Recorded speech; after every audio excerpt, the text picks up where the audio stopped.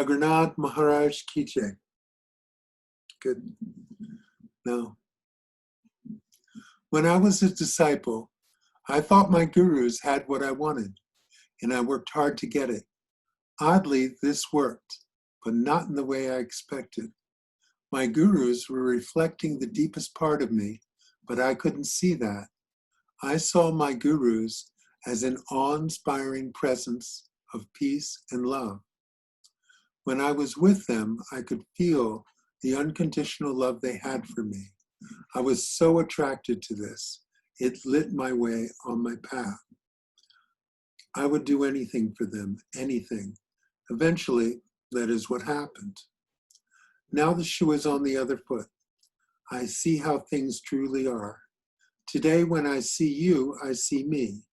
Of course, when I see me, there is no me at all, only a universal stillness that is without limits and filled with peace. I call it love. You see yourself as you imagine yourself to be, but I see you as you are. You can tell me your stories, and I may respond as if I truly care about your situation, but what I hear is a story about what you have been dreaming. And at no time do I think that you are who you imagine yourself to be. On the deepest level, we meet as one. From my place, there is no you and there is no me. There just is. We are one. I am being with you just as my gurus were with me. During satsang, in every moment, we are in the exact same place.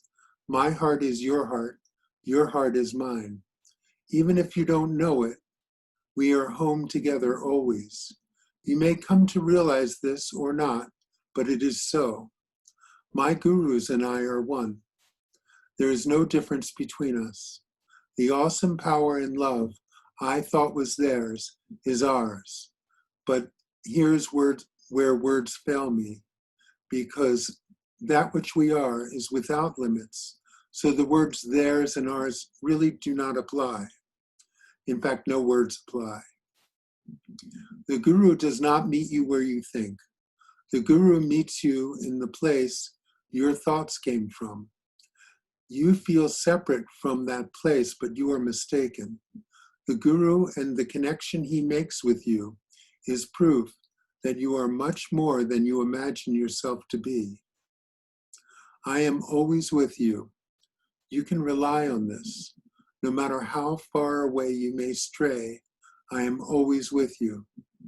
Feel this in your heart. It beckons you home. You will find me there. You will find yourself there. We are there right now. Always have been. This is the nature of the guru-disciple relationship. And it's been around for thousands of years. It's a tried and true thing. And I really, I did a lot of spiritual practices on my path. Some not so well, others pretty regularly. It changed over time. But the one thing I always did, I always spent time with my gurus. That was the main thing, because I could feel in that energy. That was what I wanted. I wanted to be in that energy. And that just grew inside of me over time and took over. It just took over. And, there was a surrender to that. And in my mind, there was always me, the disciple, and the guru. But that's because I only could see myself in separation.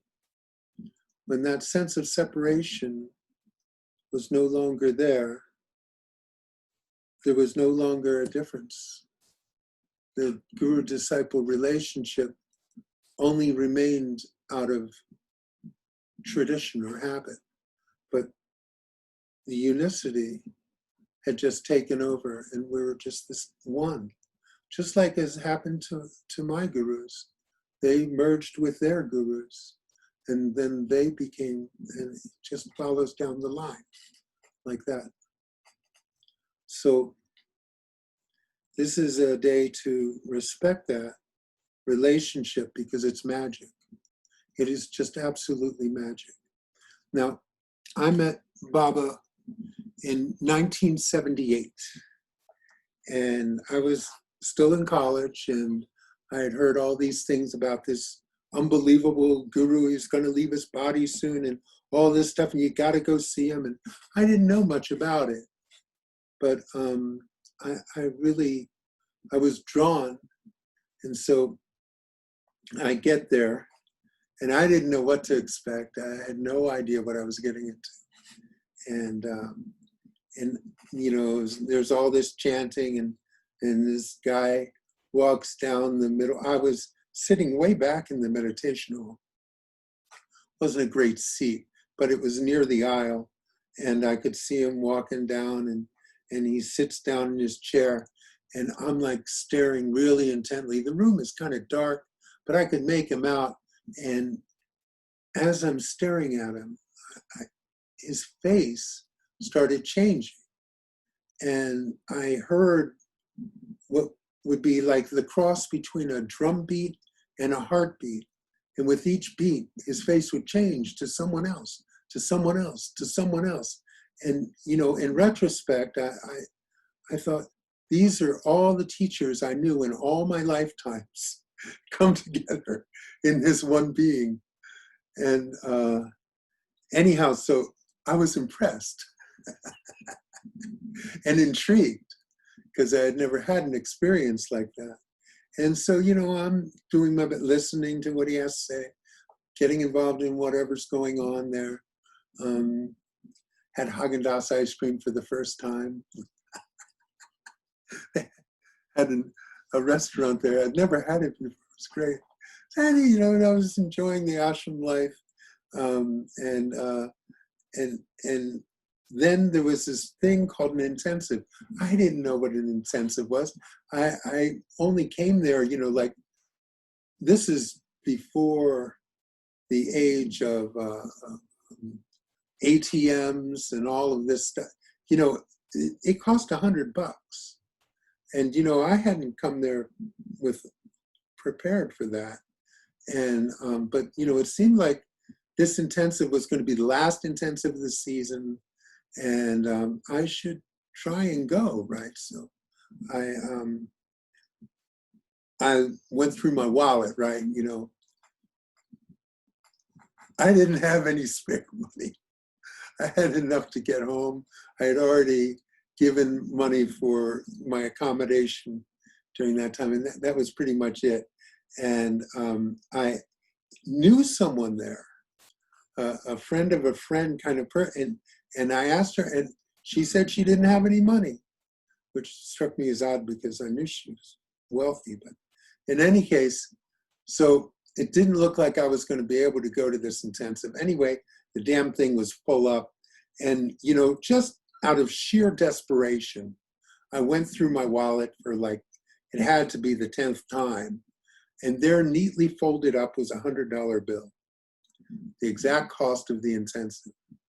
So I went, I gave them my $100, and they said, you'll have to, there's going to be a backup room, you know, so you won't be in the intensive, but there's an auxiliary room.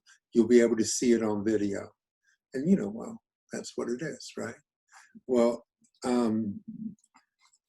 that evening, I guess, Baba asked all the old timers there, the people that had been to all the intensives, if they would be willing just to give up their seats for some new people. I was a new people. And so it turns out I would be able to get in the hall. And anyone who knows me knows I'm always early. I've always been early. I've wasted probably a year of my life waiting in airports as if the plane was going to leave early. And so I was early in that line, way early. And I ended up sitting right in front. I was like, there was just a Swami in front of me and then Baba. And so, I'd never been up close except to darshan, for a moment. And so there I'm sitting right up next to him. And so, now I really got to see him. And he starts giving his talk, the intensive talk, and he's full on staring at me, full on. It was like, I'm like looking around, see, he doesn't know me. He's staring at me. And then it's like, really? Because everyone had to notice because he's just staring at me through the whole talk. Finally, after about a half hour, he started switching between me and someone on the women's side. Anyhow, I don't know what he said. I have no idea what he said. I didn't know where I was. There was just this moment, I'm going to say a moment, although it lasted a long time, where I didn't understand what was happening. And it took me 21 years to catch up to that moment at that time. But he gave it all to me. I always knew. I always felt with Baba, I always felt no matter what I did, I could never break even with the guy because he gave me everything. And so basically, those 21 years was getting things cleaned up enough that I could just be in that moment forever. That nothing could ever distract from it. So but he planted the seed and everything was already established. And it was just like, okay, whenever you're ready. And I had to go through a lot of shit. But you see, this is the gift of a guru.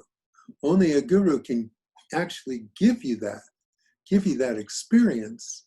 And then it's your job to catch up to it, to actually be with that without any interference, you see. And as long as there's this personal identification and strong affinity for being someone you're not, that pushes it away. And because in that moment with Baba, there weren't any thoughts at all. None. Kind of like now. You see? So this is what I'm celebrating today, is the gift of my gurus. Now you say in my case, there had to be more than one because I was slow and Baba had to die. So he went and died, which I never even considered a possibility. That blew me away, and it was hard to recover from that. The grief was so intense for so long, for years. I stayed with Gurumayi for some time after, and I was always welcome there. It was such a cool thing to be part of it, like a family, where it didn't matter. I could go out and work if I needed to. I could always come back, and I was always established, always able to be there. And finally, with Gurumayi, now we knew each other well. I knew her when she was Malti, and she always liked me. We got along, and in fact, it was why I had certain positions in the ashram. It's all her fault, really. And we had respect, but I never, ever had that connection with her like I did with Baba. And I had a darshan with her in Ganeshpuri in India that was like some people would have given their left arm for it. It was like I got to, she had locked herself into her bathroom and The only way out was to go out on a veranda, and there were a bunch of Adivasi locals working there. And she was just in her bathrobe, and she would have none of that. So she sent a message. I was the ashram locksmith. I put in that lock. And so I'm sitting there in her bathroom with a drill, and I've got to drill out that lock set. It was a good lock set, like the best money could buy. So it was not easy. It was going to take some time. It had all the stops in it, so it was slow. I was with her for about an hour. Her in her bathrobe, me just doing that, and it's like, I just had to laugh.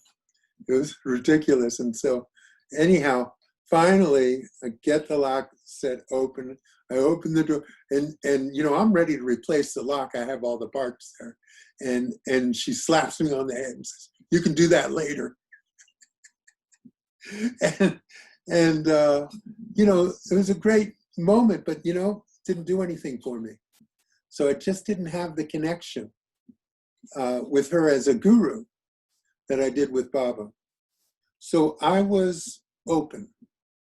And it just turned out, when you were in the ashram in Ganeshpuri, every now and then everyone took a day to go to Bombay, just, be a tourist. And I was in Bombay, and the place to go was the Taj Hotel. All the Westerners were there, and anyhow, and it's super fancy and super nice. And so I was there, and in the lobby, I saw a bunch of people from the ashram, and I'm talking to them. "Hey, we're going to go see this enlightened guy." And I said, "Can I tag along?" I said, "Sure." So anyway, I didn't know anything about him, but this was Ramesh. And Ramesh was a disciple of Nisargadatta, who Baba really respected. And I guess he had written a book called Pointers on Nisargadatta. And, it had his name on it, and he was listed in the Bombay phone book. So someone looked him up. And this was only the second time he ever gave a talk.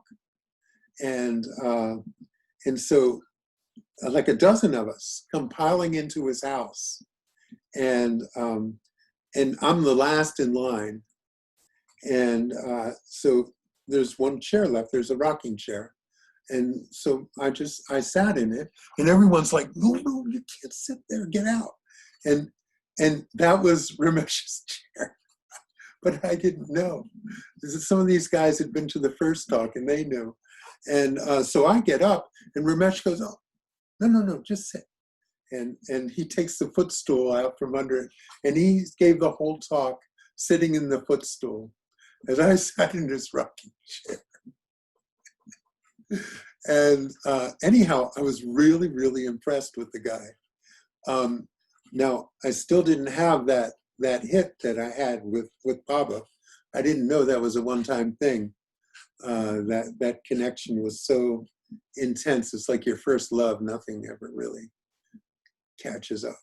But in any case, I had a strong connection with him. But it was different, totally different quality. In fact, he so didn't fit my image of a guru. He wasn't a swami. He was a householder. He didn't wear orange. He didn't shave his head. He was just a guy. And my friend Kent and I, we were the two, we continued to see him from that group. No one else did, just he and I. We were best friends. So we're sneaking out of the ashram, and I made some excuse. I needed to get some lock supplies and stuff, and he made an excuse, and we both were going down on the bus and the train to Bombay. And on the train, Kent is absolutely convinced he's enlightened, but he so didn't fit my image, I wasn't sure. And he was saying, "Oh yeah, I think so."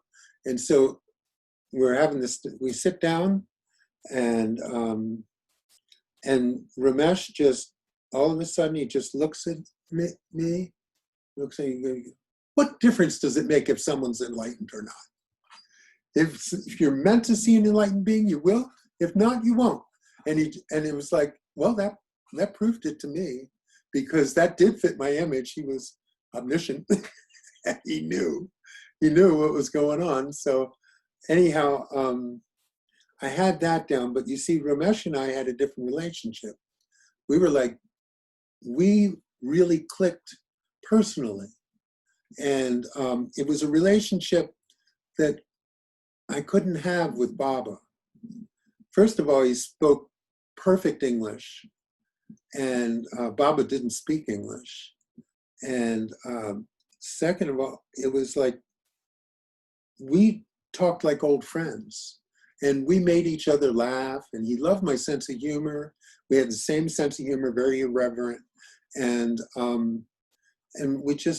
we connected. As I felt like, here I'm meeting one of my old friends for the very last time. And so we had this intensely personal relationship.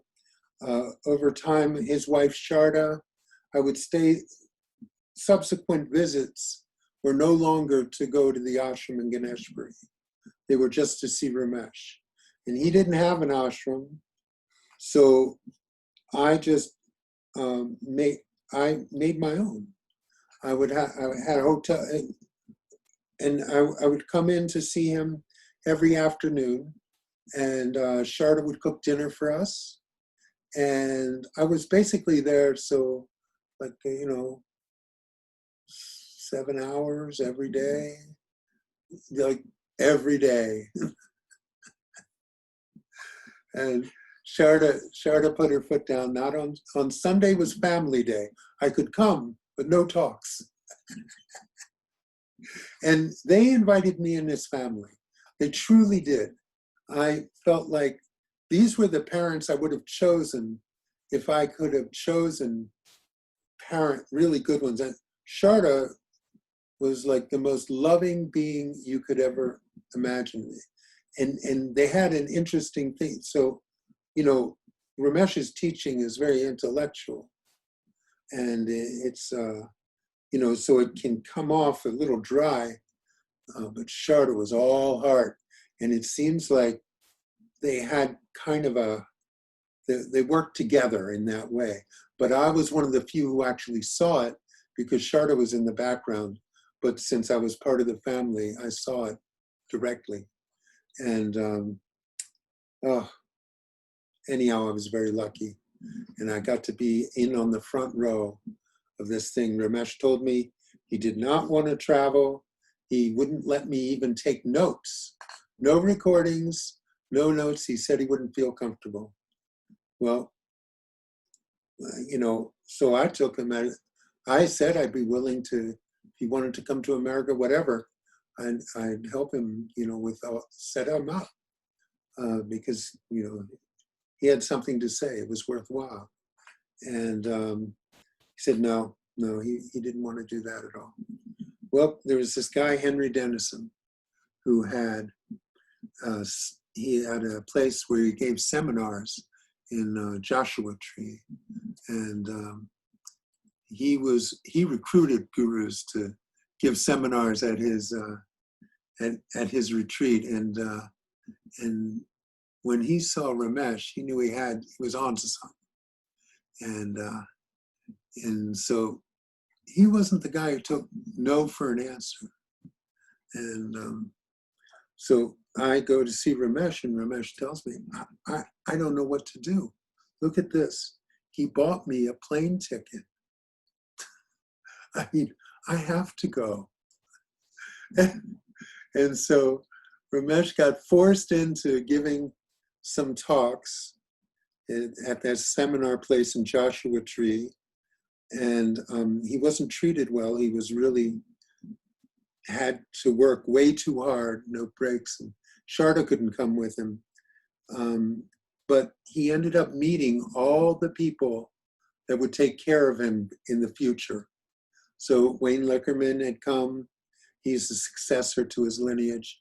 It's like all these different people that ended up taking care of Ramesh in the future were there. And then from then on, whenever he traveled and gave talks, he was taken care of properly, and Sharda was with him. So it worked.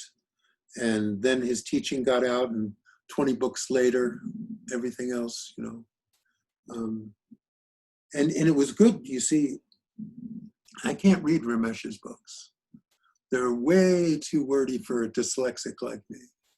Just too much work to get. I forced myself to read some of them because I was supposed to. But that wasn't how I learned. He talked like a normal person, and I could totally get it from what he said. I could feel it from what he said. So I was very lucky in that regard. And Ramesh had exactly what I needed to finish the job that Baba started. It was so perfect because Baba would give these elaborate talks, and Baba would talk, there'd be 1,000 people there. And he talked on all levels at once. So he'd be giving this elementary talk to people. And then he would end it incredibly deep. He would end it on the deepest truths. He would end it on the stuff that Nisargadatta and Baba and Ramesh talked about, and so it was like, I waited for the end of the talks. I didn't care about the fluff. I wanted to see Baba take everything that he said before and say, oh, by the way, all that's bullshit. This is what it is. And he tore it all down. And so I go, Ramesh, his whole talk was the end of Baba's talk, his whole thing. And that was the ingredient I needed to clean up the garbage that had obscured my vision, you see, and had put the walls up between me and my gurus. So it did its job.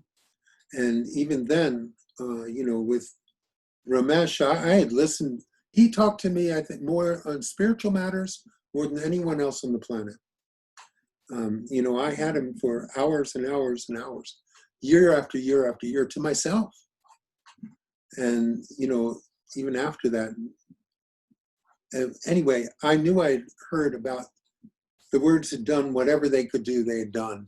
And so I figured I wasn't coming back to see him.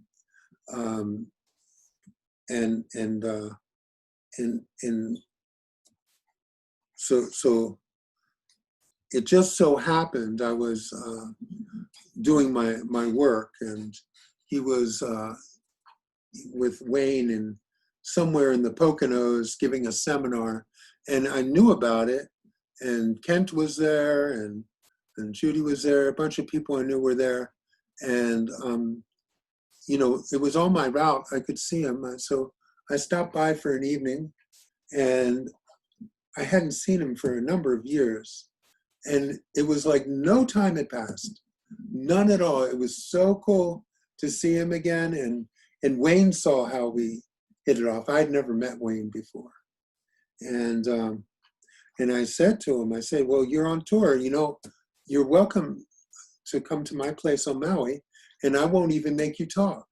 And he just looks at me and goes, well, you won't stop me, will you? I said, no, of course not. Well, in any case, 2 weeks later, I get a call from Wayne, and Wayne says, were you serious about having Ramesh over? Would you really do that if we had a seminar there? Would you have him at your place? And I said, oh, absolutely.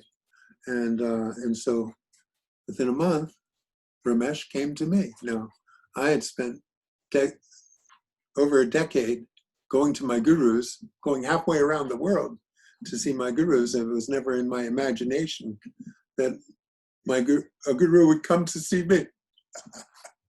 So he comes to my house, and I said, Ramesh, I didn't think I would ever see you again, but now you've come to me. And he goes, Well, in this case, it was necessary. And so from then on, it just rekindled everything. And it didn't matter that I had heard all the words and they didn't work. It just to be in that energy again was so nice. And so, you know, I always had my puja, and I had the 3 pictures up. I had Baba in the center. I had Ramesh, let's see, on the right, and then Shree on the left. And, you know, so he's over at my house, and, you know, I'm feeling really connected with him. And, you know, he stayed in my room where the puja was. And when they were gone, I changed the order and put Ramesh in the center. And so Ramesh comes out of the room and he looks at me and goes, well, I see I've been promoted. And so it switched from Baba to Ramesh. And it was only a few years after their job was done, you see. And it actually went back to Baba later too. So it doesn't, you know, but this is just the story. And the guru-disciple relationship is really magic. All of you, you're very fortunate. This is a real gift. It doesn't happen all the time. Just take full advantage. The thing is that I am always here for all of you, and in a deeper way than just physically. I'm with you. The seed has been planted, and I am with you. And it's just your job to nurture that seed and let it grow, because that bugger can break through all of the walls that may be around. And you know, so have faith in that. It'll take care of everything. It did in my case. It can do it in your case. All of these guys are with me right now, 100%. And that's awesome. That's really awesome. I mean, because you not only have Baba, who was incredible, beyond the beyond, you have Ramesh, and you have Shree, who I haven't even mentioned, who was the silence that I needed after listening to Ramesh over and over. And he was beyond. He was a bundle of love. You know, he greeted you as if he had waited his entire life for that moment. And then we have Ramana, who is really the guru's guru. You know, when I was with Ramesh, he had a picture of Ramana next to him, not a picture of Nisargadatta. He had the picture around, but I asked him once, I said, why do you have Ramana's picture there? And he said, well, I feel like he's my guru. I feel like I met Ramana through my guru, through Nisargadatta. And so I feel the same way. And I was lucky enough to have spent time at the Ramana ashram. Ramesh suggested it. So I did take the time, and I was there for a few weeks. The quietest few weeks of my life, I call it. I didn't know, but that's how he taught mostly. There's a few written things, but mostly he didn't talk at all. In fact, the first, I think, 10 or 20 years, he never spoke. People thought he couldn't. People would come and ask him questions, and he would write the answers in the dirt. So, you know, he said, yeah, the talking is for people who aren't able to get it through the silence. So it was much lower form of teaching as far as he was concerned. Now, you see, I'm more like Nisargadatta, who was always he needed people to ask questions. That's how he worked. Now I'm more like him in that way. I'm not as rude as he is. He was, he liked to argue it with people. That's not my personality in that way. I'm more like Ramesh. But so that's my guru stories for today. And you know, this is Guru Purnima, and I celebrate my gurus on this day, and it's a worthy thing to celebrate because nothing has made or could possibly make a larger impact than my gurus made on my life. It changed it entirely. And that can happen for each of you as well. It really depends on your level of sincerity and luck. I was also very lucky.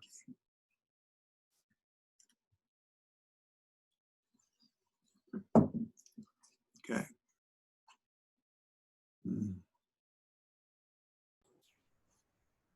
So I feel very fortunate to have you in my life. Yeah. Beyond. It's like air. It's like the sustenance that's helping me stay on the planet, literally. And I want to know, you chose the gurus, but they choose you, correct? It's sort of a mutual choosing. That's correct.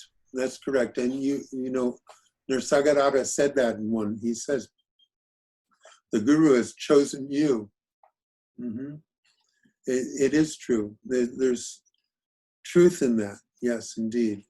And so it's like when the student is worthy and ready, there's certain people that have, you could say from previous lives, have done a certain amount of work, and you know, the guru is the necessary ingredient to make the thing possible, you say. And so yeah, I feel the same way as you. I felt so fortunate and so lucky. Well, I just want to say thank you for not giving up. Ah! Because I know I tend to reveal certain qualities that I'm not progressing, but I still feel totally motivated and drawn to be with you as much as I can be. Yes, I know. I know. I don't believe any of that bullshit anyway, so don't worry about it. And you know, I just consider it an aid for the talking to happen. You see, and I know who you are. I know who you are. So none of your pretending fools me. So there's not a question of giving up on you, because the who that you're pretending to be is not who you are, so that's not an issue at all. It's never been an issue. It's never been a thought in my head. I can't speak for anyone else, but it's never been a thought in my head for any of you. You know, I always tell that story about the guy in one of the seminars in Maui that Ramesh gave. There was this guy named E.B. who basically kept asking the same question over and over again and not getting the answer. And Ramesh would just go and go this way and hit it that way and do that, and you know, talk about and that. And the guy just could not get it. And everyone is just pulling their hair out. And it's like, oh, please. And Ramesh, he goes, I don't understand. Why is everybody so upset with this guy? You know, he's no problem. But you see, he didn't see that. He didn't see it at all. And finally, toward the end of the seminar, I made a joke and I said, well, you know what EB stands for? And Ramesh says, no, everybody's burden. He loved it. You see, so it's not like that at all. That's not how I experience any of this. I haven't had a stupid question yet. No, Nisargadatta is a whole different can of worms.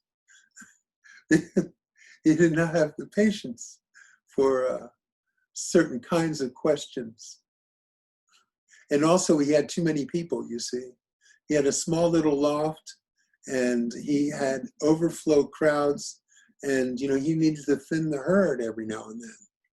In fact, there was kind of an unwritten rule that you basically could only stay for 2 weeks and then make room for other people, you see. So,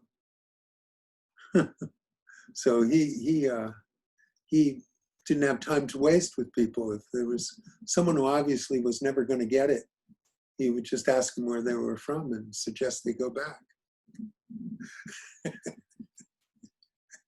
And not so politely all the time.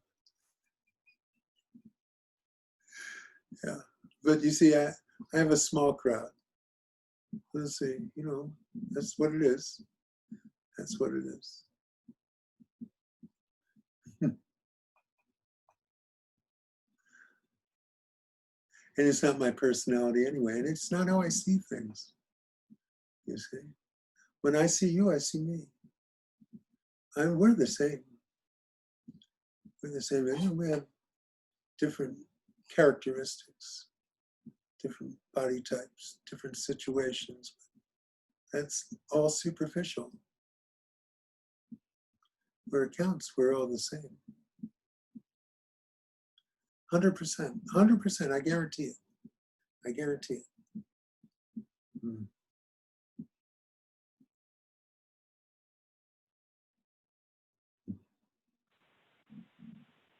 Ananta, Yes, this is Vimala. I know. I wanted to tell a little story. When I first met my guru was back in the late 90s. And I can remember sitting there and he gave a talk and he talked about I. He said, who is the I when you say I am? And he went all over the place about I. And I knew he was talking about the ego and he was talking about the higher self. But I didn't quite get what he said. It went over my head and I wished that somebody had recorded that because I felt like it was really, really important, but I just didn't get it. Well, so I really feel like what my guru has done in giving me you is that he has given me that speech in spades because you cover that material that he covered and I wasn't able to grasp it. And now it's like he said, okay, it took a long time. It took 20 years, to finally be able to hear this in a way that I can grasp it and also that I'm more ready to hear it. But I never heard him give that speech that way ever again. And it was always something that sort of nagged at me because I felt like I had missed it. I'd missed the opportunity because he did it with a lot of questions. He said, what is the I? And he just kept going with it. I can't even repeat what he said because it went over my head. But anyway, the gurus do take care of us and make sure that we are receiving what our hearts are ready for at the right time. And they remember what our desires are and what we're longing for. And they make sure that we get those things at the right time and in the right way. Yeah. Cool. You're so fortunate too, you see. You're one of those lucky ones who has drawn this to you. I mean, in the oddest places, somehow enlightened beings are waiting for you. Well, it's great, yeah. Because I figured I'd never see my guru again. I mean, I don't know if I'll ever see him face to face again. I see him through live, the videos through his website and stuff. I see him, but to see him face to face, I didn't know if I would ever see that again. And then I'm going so far away, and then it was Tracy who told me about you, and she was like the gatekeeper for me to get here, and then to find, like I said, just hearing what I need to hear right now. And I see my guru in you, as you, because that's the way it is. He can't be there for me face to face because the physical paths just aren't going to be crossing for a while, if ever. But it's like he didn't forget me. He kept me in a circle of light so that I would have the help I need to stay on the path. Yeah, that's how it works. Yep.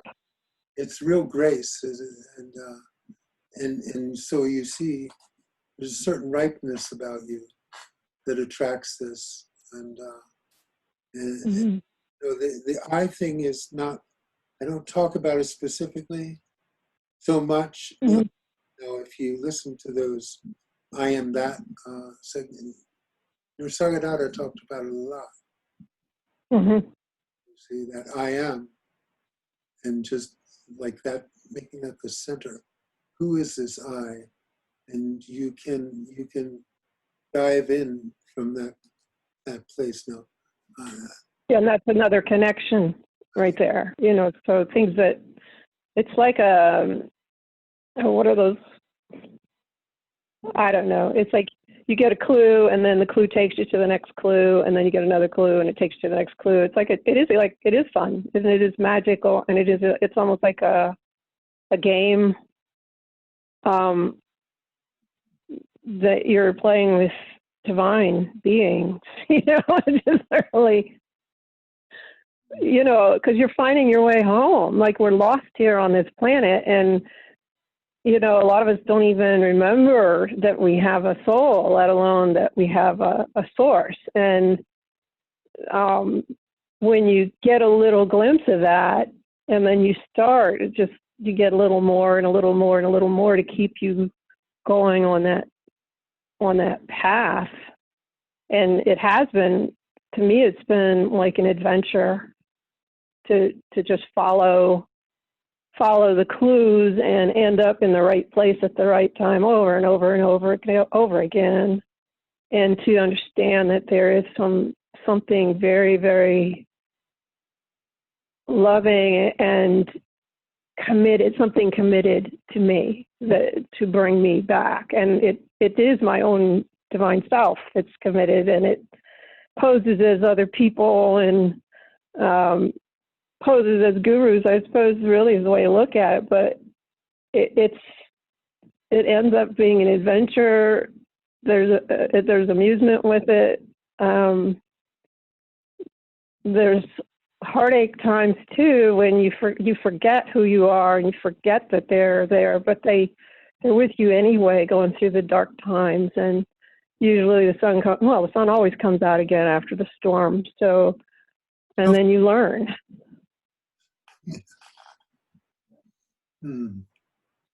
Yeah. So you're on your path, and Yeah. And you see you have some really good allies with you, and what it is they're a reminder. The guru is your reminder of home, and Yeah. so it's like they've already shown you through their words the path. They've already cleared the path for you, and all you have to follow it, and you'll know when you're on it, because you know what it feels like, because you've hung out with them, and you know what Right. you know when it's right. And the beauty of it is you only get to discover who you are once. It's a worthy journey, and it's Mhm.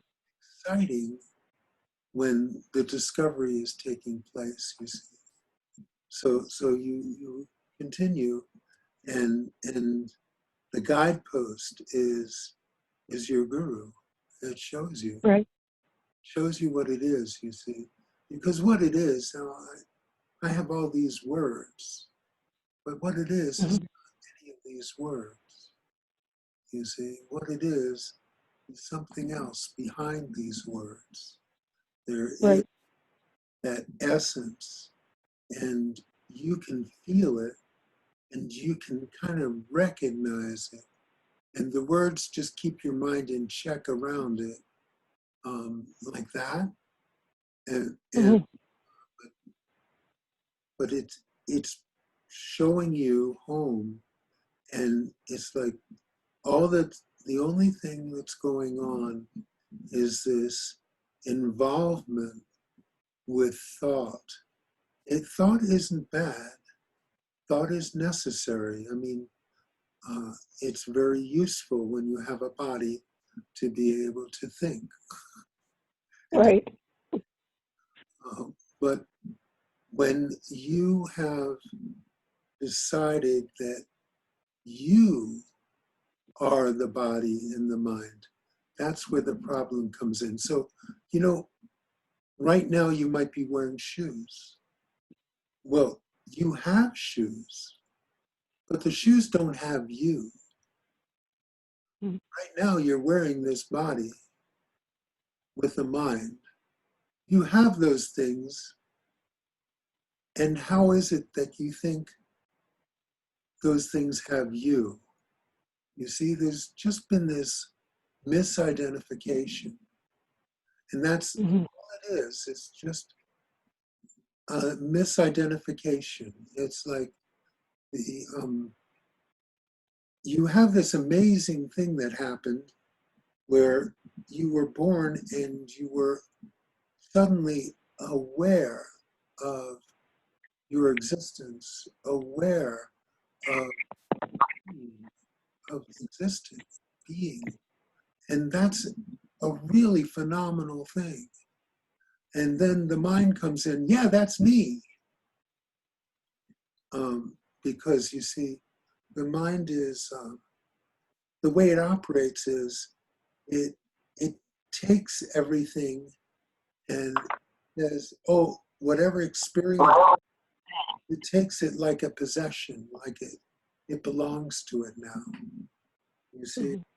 And the true sense of being is not an experience. Now, it can become an experience to the mind, but that's not what it is. But when the mind experiences it, it brings that universal sense of being into duality and says mine. And then all of a sudden, that universal sense of being has been brought down to the body mind. And you become lost in that without realizing what has happened. You see? Now, Mhm. body mind won't last forever.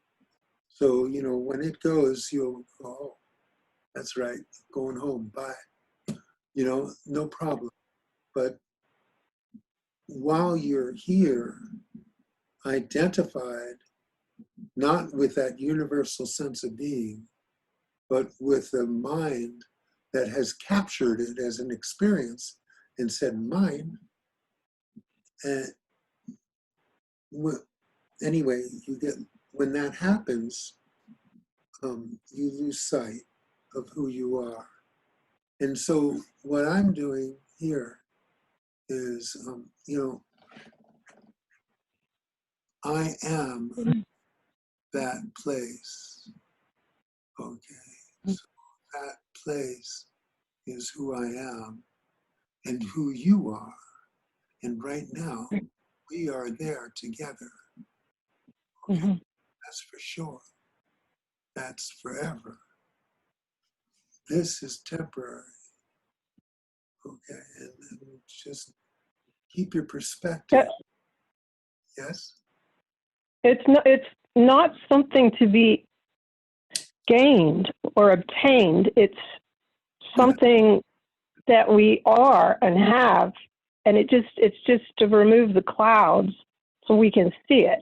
There's it's not like you're searching for something that you don't have and you're trying to obtain it or get somewhere. It's more like to just remove the barriers to what we already are and what we already have. So, No. hold on. Vimla, I'm going to correct you. Yeah. You don't Okay, good. It's your job. You don't have to get rid of anything. Okay?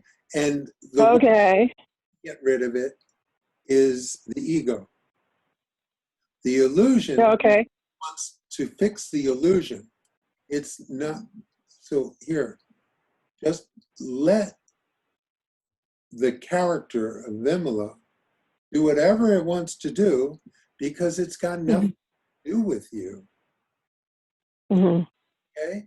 It's just a mind, Okay. an ego. It's going to do what it wants. And if you try and get rid of it, you're going to feed it. Okay, I'm glad you said that. You're actually then making it stronger. You'll get a really good spiritual ego that way. Nothing could be stronger than that. Now, you don't have to get rid of an illusion. I mean, really, how to get rid of what you haven't got was a subtitle to, or a title to one of Baba's books. You see, so it's like you're wanting to make things clear to get all the garbage out of the way. But the way to do that is to see through the garbage and not to get involved with the garbage. The Okay. is this misconception that you have that you are your thoughts and feelings, that you are this body, mind. You're confused. That's not who you are. When you're clear about who you are, the rest of it falls away. Okay? Okay. So forget about fighting the ego. The ego will win because the ego is fighting the ego. There's no, you see, just a trick. Yeah. Mm-hmm. You see now, the ego would very much like to help you with your spiritual progress. But it's not going to help you. It's going to help itself. So. Well, there it is again. There it is again. There it is. Ah, sneaky little thing. Well, listen, God built a virtual reality. And you have to expect that it's going to be built pretty well. It's not foolproof, but it's pretty convincing. And it's most people totally buying it, 100%, from birth to death. Okay? So you're the few, small percentage of people that isn't fully buying it. But you're still buying it.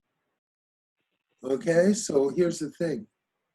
You know who you are. You actually know on a certain level who you are. And how is it that you're allowing who you're not to pretend who you are, that it is who you are, and that you start buying it? You want to look at that, okay? Yeah, okay. The habit, and at first you have to enter all this with your eyes open, okay? The title to my next book is Wake Up. So you want to be awake and see it for what it is. It's not evil, it's not bad, you don't have to get rid of it. It's just part of the design, it's part of the way it is, and the thing about it is that when you have identified with yourself personally, it just causes a lot of stress. And it makes your life more difficult. So just pay attention. And you already know, you see, if you just close your eyes for a moment, you know who you are. You already know. I mean, each of you can feel it. You can feel in the silence that place of stillness that is your home. Okay. What's with all this other shit? Okay, it's going on. There's a thought, there's a feeling, there's an action, but none of it has anything to do with you. And you want to remember that. It's okay. You're going to have feelings, you're going to have thoughts, things are going to happen, but none of it's happening to you. None of that has anything to do with you, because you are that stillness.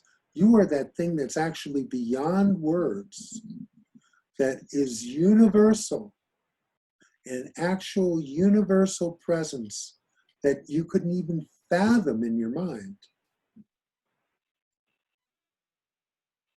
And so try and remember. Don't forget. Remind yourself. You have your gurus to remind you. You have their energy, you have their pictures, you have the reminders around you. Just remember, now it's your job. Just remember, apply it. Apply this in your life. And do not allow yourself to slide into forgetfulness for any length of time. When you forget, you just remember again. Okay? That's your job. Okay. As soon as you remember, All right. you don't have to get rid of the ego. You don't have to do anything to be better than the way, you're just the way God made you. You're perfect. So forget about fixing anything. You're absolutely perfect. And the only thing is you've made a very understandable error, and you've misidentified yourself with your thoughts, you see, and this body. It's a very understandable mistake. Now we're here to correct that, okay? And that's all. We're just going to correct it by remembering who we are. And you see, I'm with you all the time. Your gurus are with you all of the time. And you know that. You know Yeah. it. You know it here. You know it. So know it. Be with that. And just it's just a matter of kind of getting serious about this and growing up and just like, okay, enough. I've had enough. I've had enough of this. You know, it's like, you know, you can watch a show and really enjoy it, but you know, after a while, it gets monotonous and you've seen it. And it seems like everything's in reruns now. And you know, maybe you don't need to be involved anymore. You see? Now the show will go on. It's like, you know, if there's a play going on the stage and you think you're one of the characters in the play, you know, you can retire from being that character and sit back in the audience and watch it. You see? And you're no longer associated, but it still goes on. The play will still go on until it stops. So don't worry about it. No, the ego is always going to have issues with anything that it sees as threatening its position. Okay. Let the ego have issues. It doesn't really matter because they're not your issues. doesn't matter. And in the end, the ego is going to be much better taken care of, because the ego's been working awfully hard lately trying to keep it all together. It's really hard to hold up an illusion and make it seem real. It's a lot of work. So think about retirement. Yeah. Okay, that help? Yes, thank you. Okay, try and remember. I know. It's my mantra. I remember, I remember, I remember. Good, and just remember what you're remembering. I know. Always something. Don't be fooled. Okay.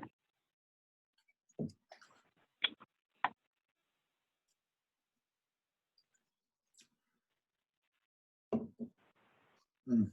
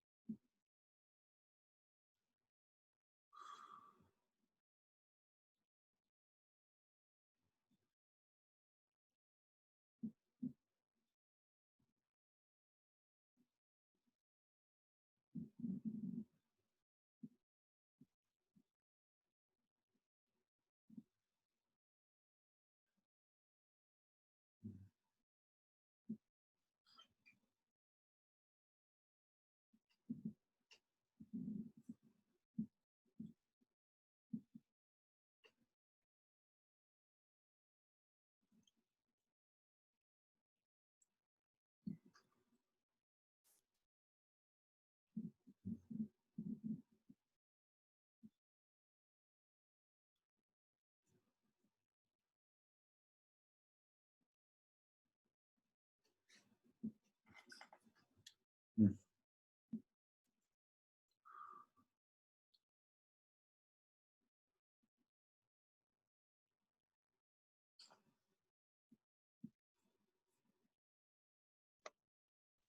Beloved Guru, I remember about 9 years ago, it was in June, and we went over to the west side and saw Dan and Tracy, and then we saw you and Kelly, your wife, sitting there beside you, and Baba's picture on the tables next to you.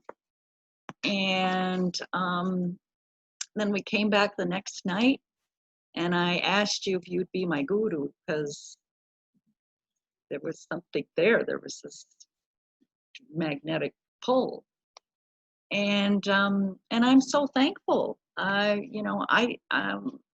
think I'm better able to handle being a hermit at home now, because I'm happier in my own heart, and so I'm just a little bit a little bit easier for me to handle things in life that come up, and I suspect that you have something to do with that. Mm-hmm. So happy Guru Purnima. Thank you so much. Thank you. Thank you.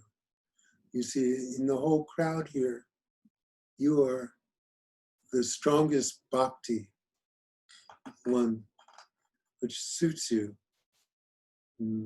You're all heart, Steffi. You're all heart. And it's such a great path. I mean, it's much better than the rest of us meatheads who have to think about it. So good for you. And it's been my pleasure. We're always together.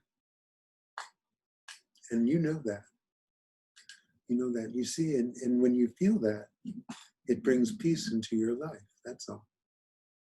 So it's simple. It's so simple. Really, the true guru-disciple relationship makes your life simple. Good. Thank you.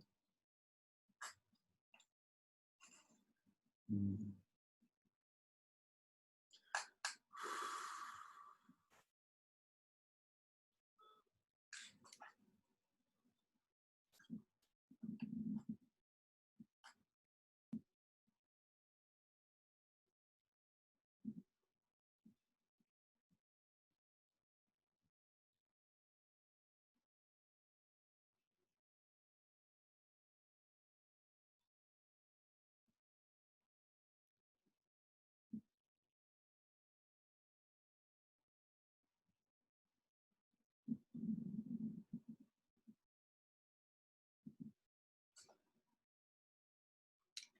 Mm.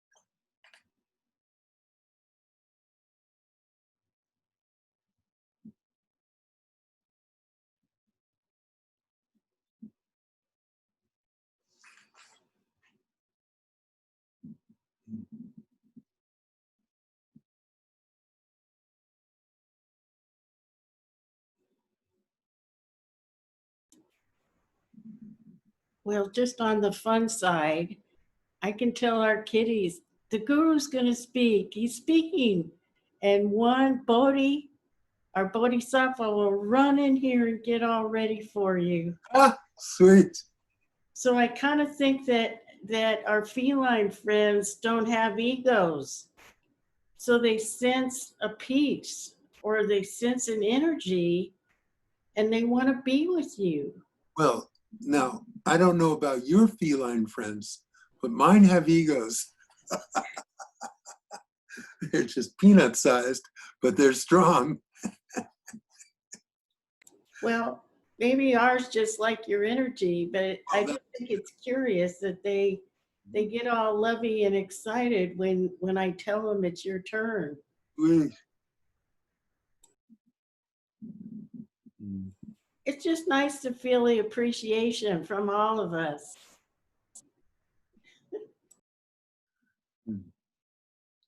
Very sweet.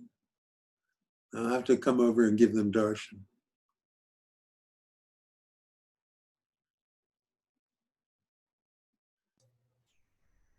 From a safe distance, of course. Of course.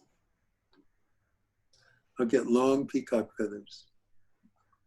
Well, this social distancing has been very hard on, I'm an extrovert and I have to stay home now all the time.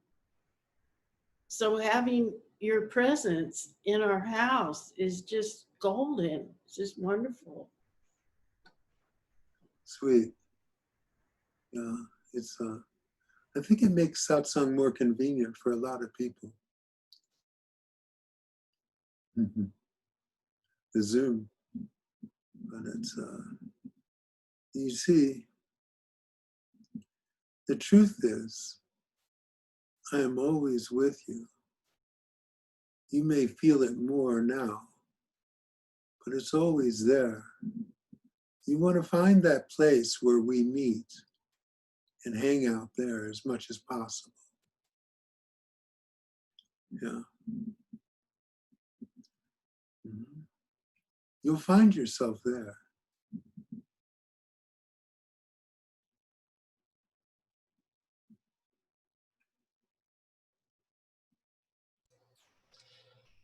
Auntie, I was wondering if you know the history of Guru Purnima and why it's the first full moon in July. I don't know if I've heard that.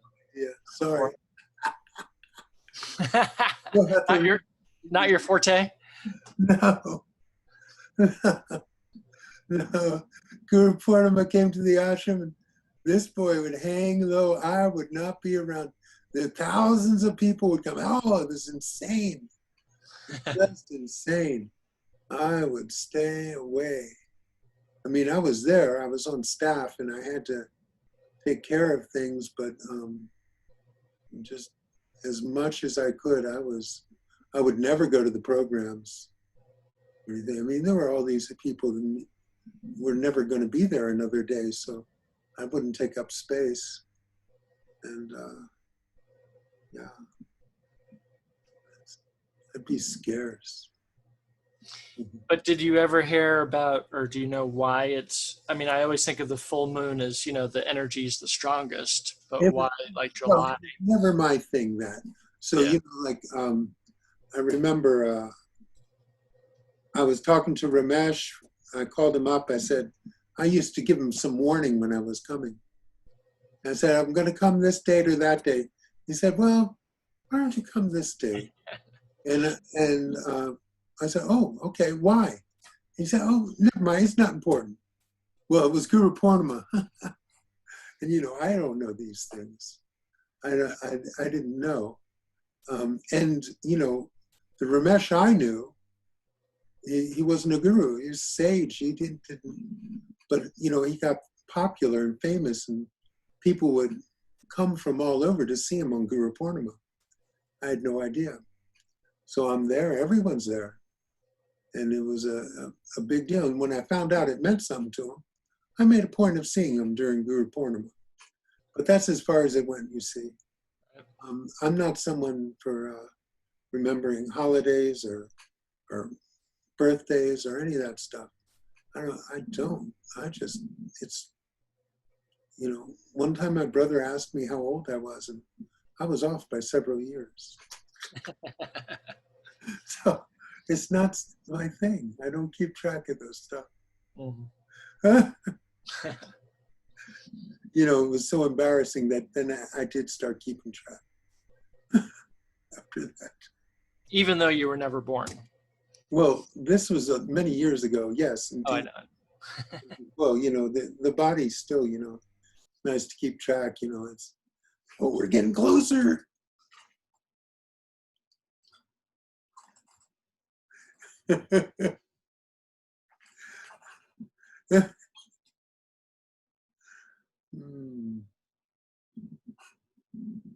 But, Ramesh lived till he was 92. But that's unusual for an enlightened being.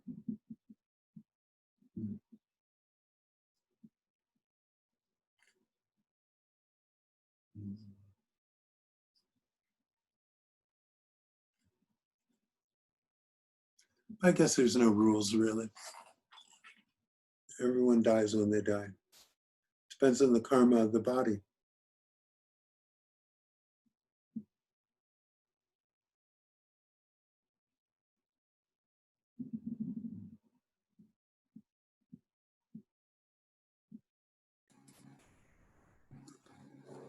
Ananta. Yes, Alan. So I have a question, and I am I want to make sure that I'm not asking this in an argumentative way. And you'll understand why I'm saying that when the question's over. So I've heard you say many times, what's the hurry? What's the hurry? Don't you only get enlightened once? Enjoy the process, and there's no hurry. So, and I like that. I've heard that, and I like that. I mean, something along those lines. And then about a week or two ago, I can't remember exactly when, you were talking and you said something slightly different, where you said, well, this COVID virus, you might get it. You might die. You need to be earnest. You need to work at this.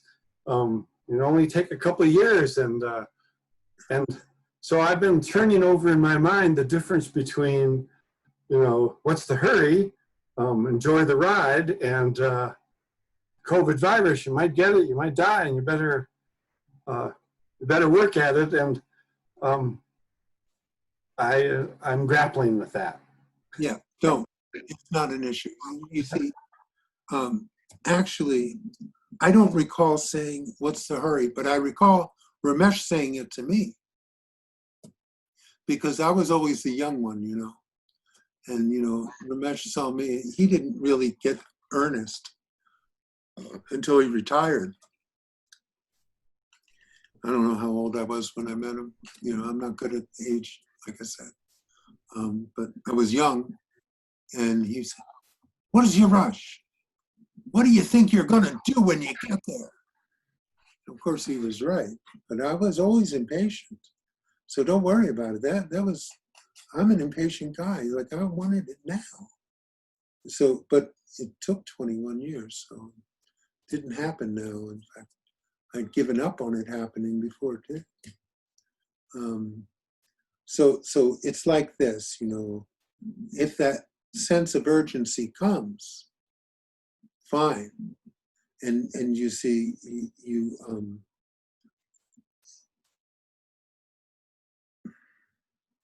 don't worry about it. It is what it is.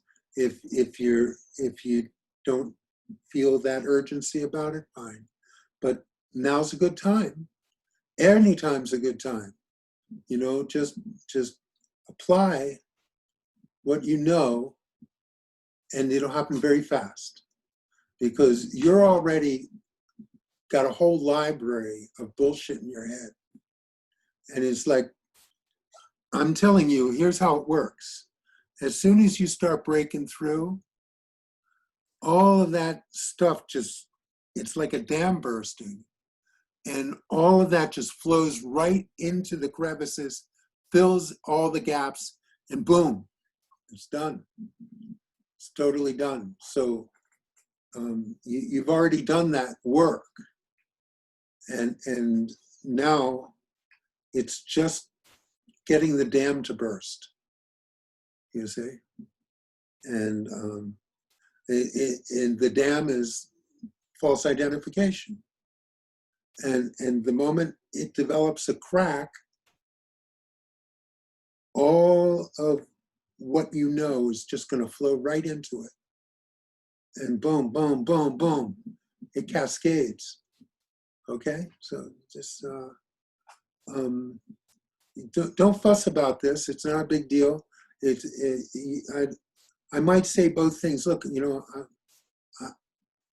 it just depends on who I'm talking to, and whatever comes up in the moment, because none of this is, I don't have a script, and it just comes out the way it comes out. And I don't even remember it mostly, you know, just, it's flowing directly from that silence. Every word is just coming directly from the silence without a censor and a mind that's, you know, processing and doing all this garbage. Okay, so whatever the word, you know, all the great gurus could talk out of both sides of their mouth. They could all say the opposite things at the same time. You know, they could all say, not this, and God is everything.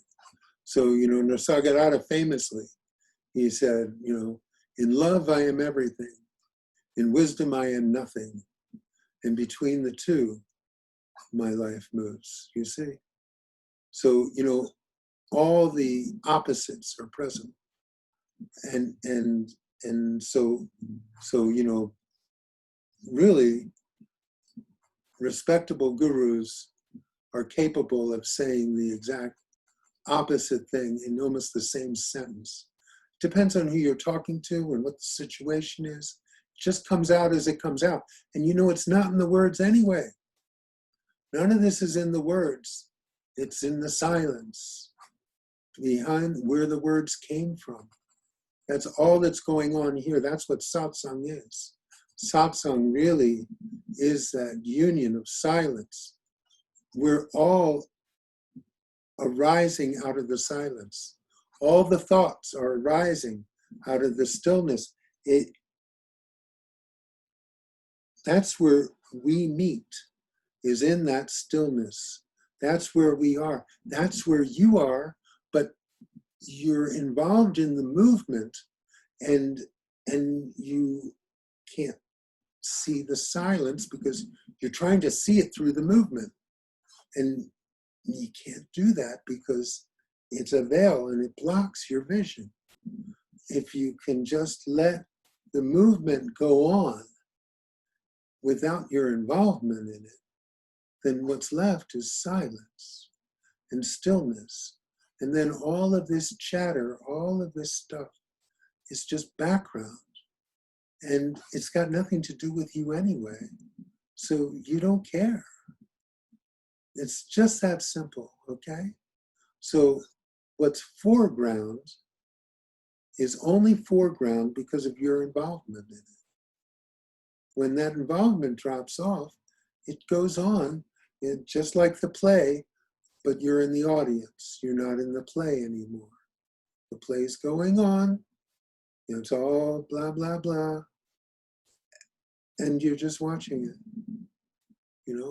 if you want. It doesn't really matter. It's got nothing to do with you. You just remember who you are. You don't even have to remember who you are because it's who you are. Only a mind is trying to remember this shit. You don't have to engage the mind to just be. In fact, you can't just be if the mind's engaged. So it's just, the mind gets quiet. When the mind gets quiet, the play, if it's going to go on, is really distant and minor. So, yeah.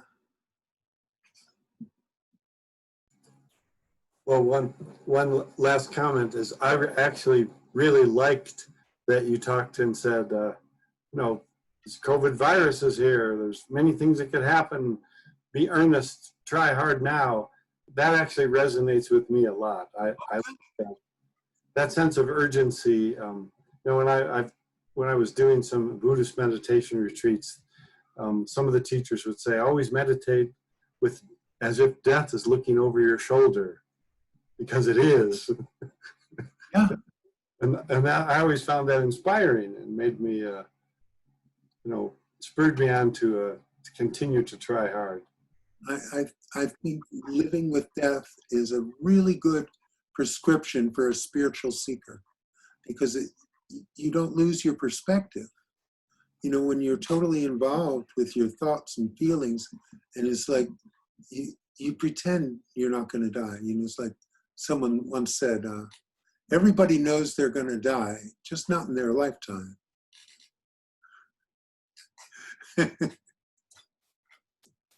So now it's being thrown in your face. That's all. It's like, really, not all of us are going to make it. You see, and so it is a good time. It's a good time to give it that energy it deserves. You see, because you see. You made because I know your history, you made this choice to take care of your career and other things, you see. And so you made that choice to do that first. Okay, you've done that now, Alan. You've done that. So now there's no more excuses. Now you can fully dive into this 100%. Maybe you have some excuses for not doing that, but they're not valid anymore. Just dive into it, and you've already put in all of this. It won't be hard, and it won't be long. It's just a matter of the focus, that earnestness, sincerity, and just being tenacious about the whole damn thing. Because, the ego it's well designed.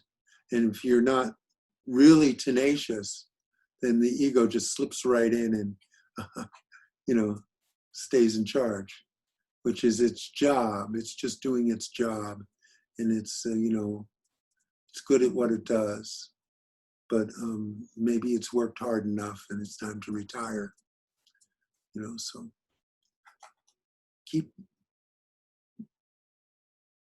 That's all that needs to switch here for you, is just, okay, now it's time. It's time. You don't have to fuck around with the rest of it. This is time. It's time now. It's time.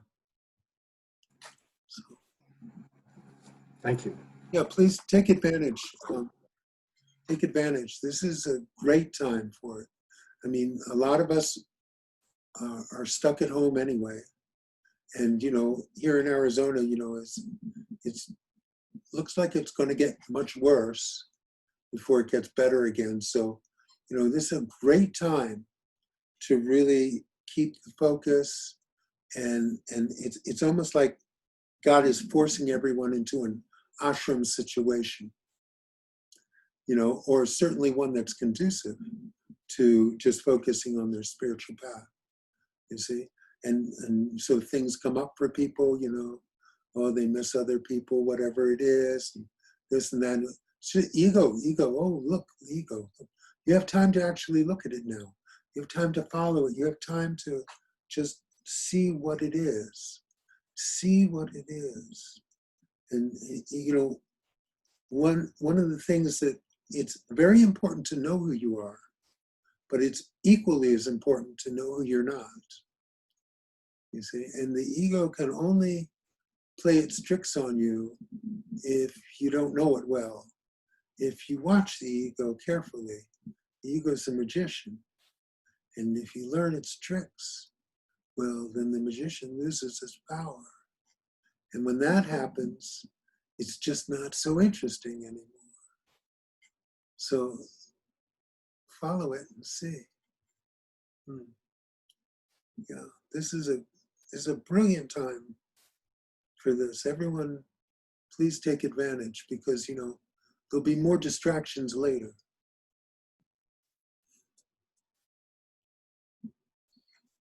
Ananta, I wanted to say thank you so very, very much. Oh, sweet, Jacoby. Yeah, just from the bottom of my heart, it's just so nice to see you again. And I don't have a lot of words these days, but I just love you so much. Oh, you're so sweet. Thank you. It's, you know, it's just so there.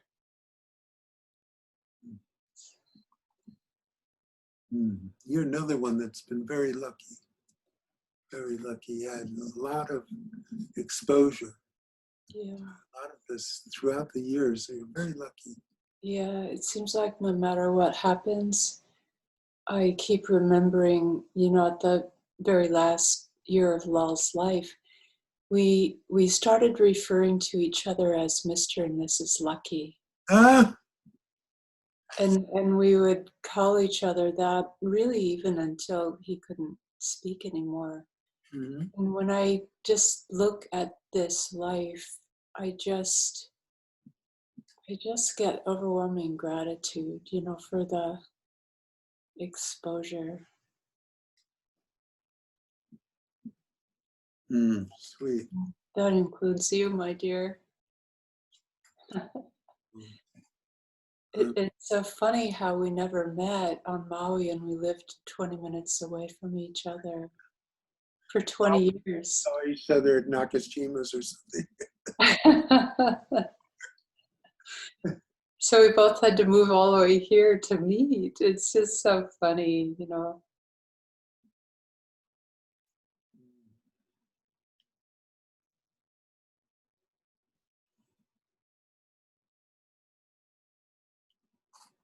Thank you, Jacoby.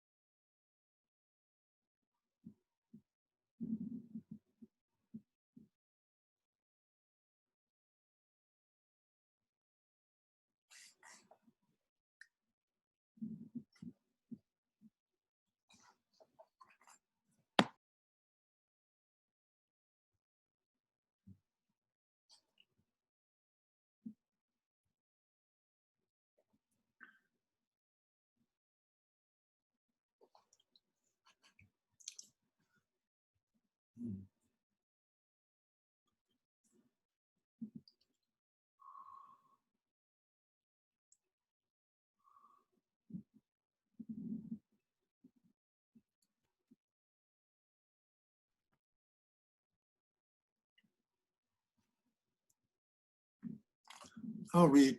I've been doing a lot of writing lately. Watch all this happen. Watch the movement of time as it passes, with each breath, with each heartbeat. Watch the thoughts as they arise and subside. Someone is moving about, doing this and that. Watch it all dispassionately. The movements are simply waves upon the ocean, which is generally still. Do not make much of the movements, for they are such a small part of what is. And after all, in the grand scheme of things, you are the ocean. The waves are nothing more than a mild disturbance in the distance, a short-term disturbance at the borders of oneness and duality.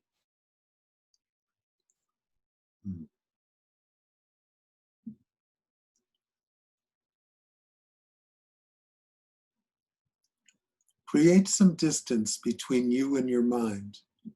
Do not fight the mind. Do not get involved with it.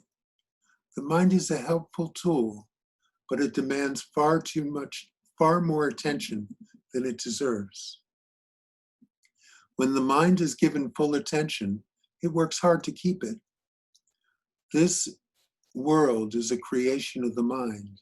Your belief in the mind's creation is the ingredient needed for a successful virtual reality. In a good quality virtual reality, one becomes lost in another world and forgets where they came from. This is what has happened to you. See this. Take a step back. Watch the play. Be in the audience, not on the stage. You can enjoy the play without believing you are an actor on the stage. Watch the play carefully. Enjoy the production values. But remember, it is all a play of consciousness. Begin to withdraw your personal belief from the situation. Let the mind be the mind. Just stop feeding it with your belief and complete attention. In time, the devotion you once showered upon your mind will fade. In time, you will notice something else which truly deserves your devotion. You will see this as you establish some distance from the mind. That's nice.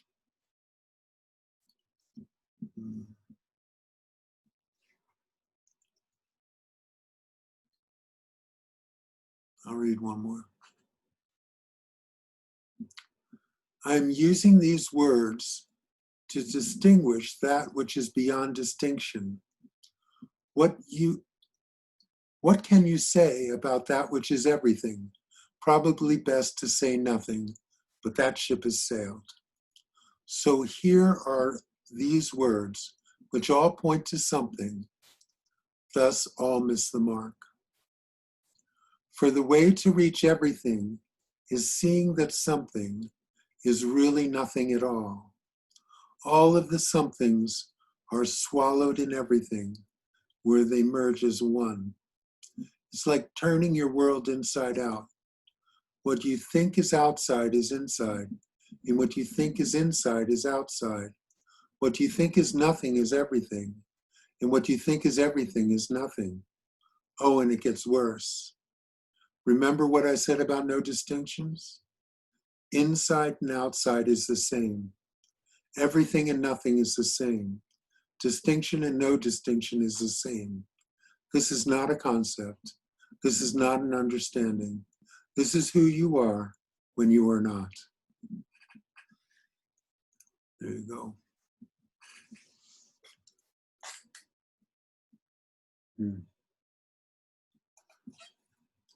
Each one of those writings, after I did it, I said, oh, I can't top that. And I just keep coming until they don't.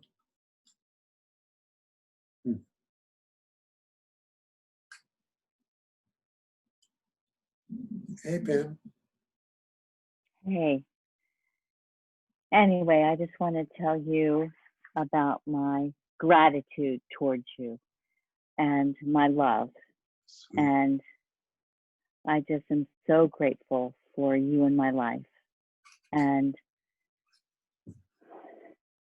you have been in my life and helped me unknowingly or knowingly through some very difficult, challenging times, and have brought me great peace from your love. I can feel your love.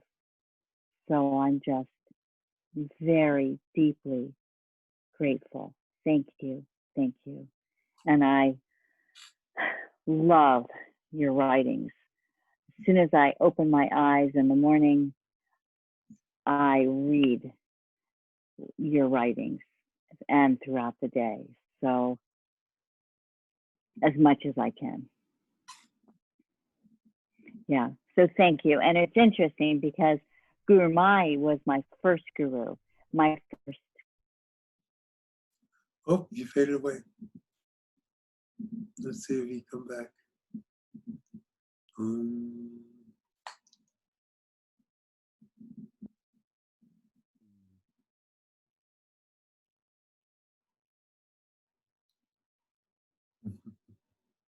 You went away from Guru. Am I back?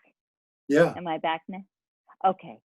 So it was just so interesting because Gurumayi was my first love. I mean, it was like you with Muktananda for me with Gurumayi. And then the relationship with you is very different, but also very powerful. So anyway, I'm very grateful for you. Thank you. As I am for you. Yes. You're welcome, I suppose. My pleasure. Sweet.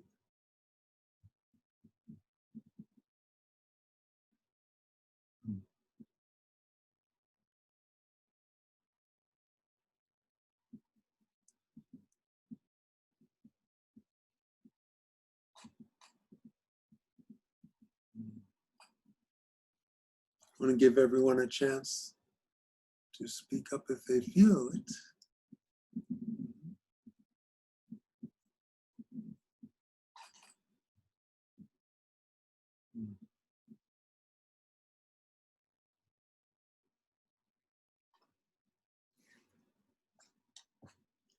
Whew. Excellent. Well, happy Guru Purnima. Think. Count your blessings. And I want each of you to know for certain that I am with you always. And nothing can change that. Ever.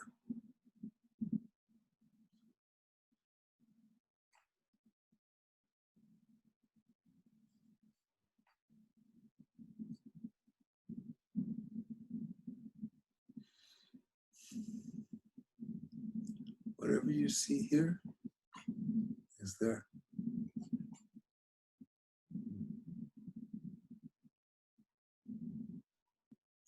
We'll sit quietly for a short time then.